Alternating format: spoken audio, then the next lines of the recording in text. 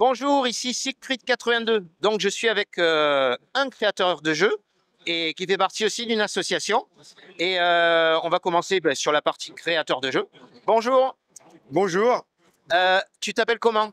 alors je m'appelle Hervé Caille et donc je suis créateur de jeux de figurines donc à connotation historique. Donc j'ai créé plusieurs règles de jeu sur différentes périodes. Alors la première période, donc c'est une règle de jeu qui s'appelle l'art de la guerre, Alors ça, ouais. qui est sur la période antique médiévale. Donc ça permet de reconstituer des batailles pseudo-historiques, surtout pour faire des tournois en fait ou des batailles amicales entre joueurs.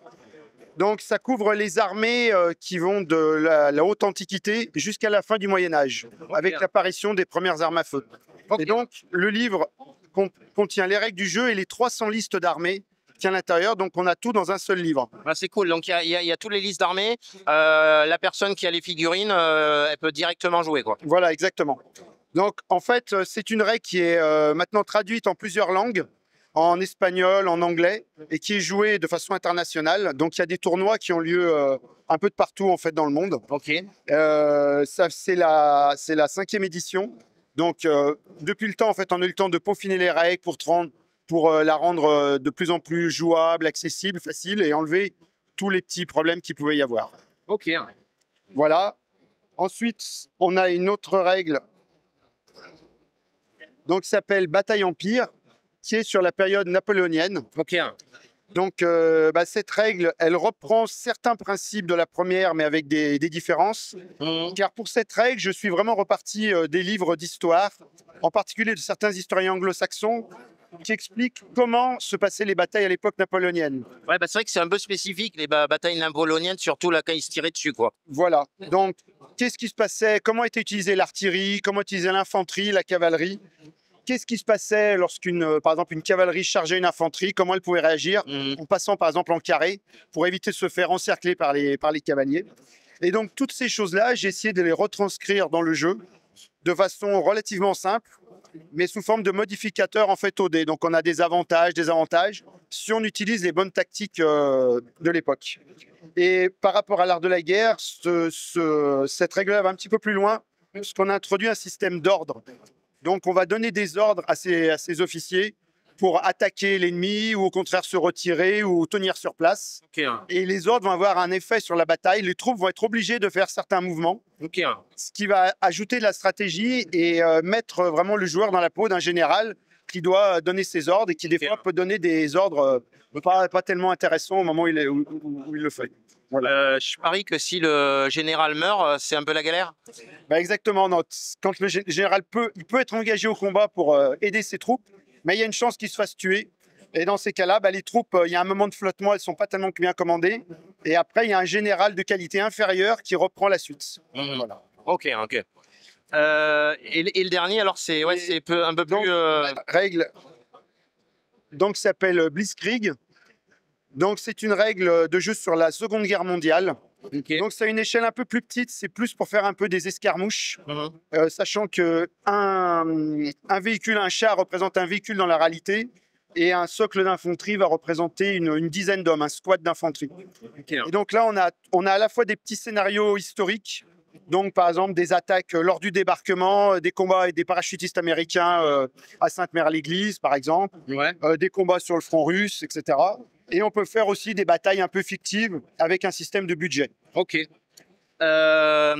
donc, ça se joue en quel millimètre les figurines? C'est quelle taille? Alors, l'échelle, en fait, on peut jouer à n'importe quelle échelle parce que toutes les règles sont faites avec un système qui se paramètre pour mesurer les distances. Donc, la plupart du temps, on joue plutôt en 15 mm, ce qui est plus adapté pour les grosses batailles. Ouais. Mais il est possible aussi de jouer avec des 25, 28 mm, voire du plus petit avec du 10 ou du 6 mm. Ok. Ah ouais, c'est bien ça, parce que qu'on peut jouer avec n'importe quelle figurine. Voilà. C'est une bonne idée, ouais.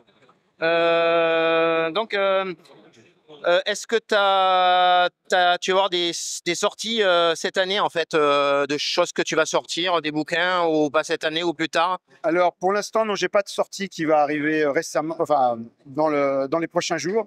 mais je travaille sur d'autres extensions, peut-être sur la guerre de sécession ou peut-être aussi encore sur la Seconde Guerre mondiale, mais à une autre échelle. Ok, ok. Est-ce que, en fait, pour retrouver tes bouquins, comment on peut faire?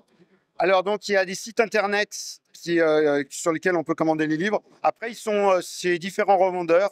Alors, en particulier, la boutique Philibert à mes livres, plus d'autres revendeurs aussi, un peu de partout. Voilà. Est-ce que tu fais des jeux, alors je demande, parce que je l'avais marqué au cas où, en Kickstarter ou trucs comme ça? Alors, non, tous ces jeux, en fait, je les ai autofinancés. Ah, Et j'ai pas du tout utilisé de Kickstarter. Et en fait, contrairement à pas mal de jeux de figurines, moi je ne vends pas de figurines. Donc je fais uniquement les règles. que les règles. Et après, les gens peuvent acheter les figurines où ils veulent et avoir ce qu'ils veulent. Et il n'y aura pas de changement de règles pour faire acheter de nouvelles figurines. Ok. Donc là, on va parler de l'association dont tu fais partie. Voilà. Donc c'est l'association Achille. Ok. Donc on est sur Lyon. On se réunit tous les vendredis soirs dans un local associatif. Et donc on pratique essentiellement des jeux de figurines historiques. Ok. Donc, généralement, on va organiser 2 ou 3 batailles entre les différents joueurs. Soit c'est des batailles 1 contre 1, avec des budgets qu'on a préparés à l'avance. Soit on peut aussi organiser des plus grosses batailles à 2 contre 2, 3 contre 3, voire recréer de grosses batailles historiques. Par exemple, on a déjà, avec la règle napoléonienne, refait la bataille d'Aspern-Essling sur un week-end. Et on est en préparation de faire la bataille d'Austerlitz aussi. Ok. Voilà, donc là, on sera 10-15 joueurs à peu près. Ok, ok. Vous faites surtout tes jeux ou est-ce que vous faites d'autres sortes de jeux historiques? Alors, je fais surtout mes jeux. Après, on est ouvert aussi à d'autres jeux historiques. Okay. Par exemple, il y a des joueurs qui voudraient jouer à Fire and Fury, qui est une règle de la guerre de sécession. Voilà. Ok. Est-ce que tu fais du saga aussi de temps en temps? Non, pour l'instant, on fait pas de saga. Pas de saga. Ok. Est-ce que tu fais autre chose que du jeu de figurines? Est-ce que tu fais du jeu de société ou du jeu de rôle aussi? Alors, on fait quelques jeux de plateau, mais assez rarement. Okay. La plupart des joueurs du club, ils viennent surtout pour jouer aux figurines. Et les jeux de rôle, j'en fais à titre personnel, mais pas spécialement avec le club. Ok. Est-ce que vous organisez aussi des événements dans l'année? Alors oui, donc on organise en particulier un tournoi. Enfin, on fait même 2 tournois sur Lyon, donc qui permettent de faire venir des joueurs du monde entier en fait, puisque la règle art de la guerre, c'est celle qui est le plus pratiquée en tournoi. Et l'année dernière, on avait à notre tournoi sur Lyon un Américain, un Néo-Zélandais, un Australien et 2 Anglais. Ah, c'est chouette. Donc il y a des gens qui viennent de différents pays. Ouais, c'est cool. Voilà, est-ce que tu peux nous, est-ce que tu fais des partenariats avec d'autres associations, ça t'arrive ou pas? Alors oui, ça peut nous arriver d'aller voir d'autres associations et puis de faire des rencontres avec eux. Oui. Ok. Ben, où on peut trouver ton association? Alors en fait, on est sur Internet, on a un site Internet, donc clubachille.fr, tout attaché. Et ensuite, on est rue Antoine Fonlup à Lyon 8e. Voilà, donc c'est un local associatif. Ouais. Voilà. Bon, on a fait à peu près le tour de l'association et de tout. Oui, voilà. Oui, c'est bon. Eh bien, merci beaucoup pour cette interview. Et puis voilà, donc si vous cherchez une association de jeux de figurines historiques, il y a son association. Et après, si vous êtes intéressé par des jeux historiques, il y a ses bouquins. Voilà. Merci beaucoup. Au revoir. Merci.